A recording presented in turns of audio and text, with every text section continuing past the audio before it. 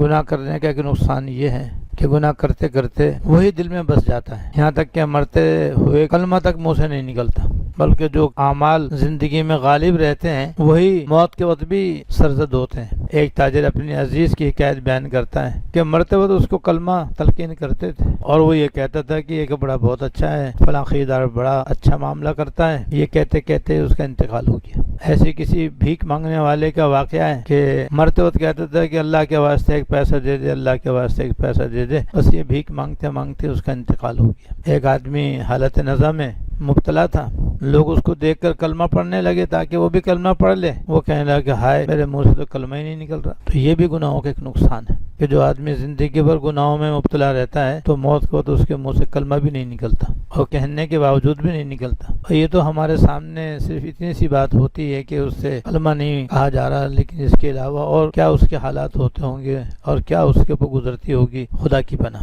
تو یہ بہت بڑا نقصان ہے۔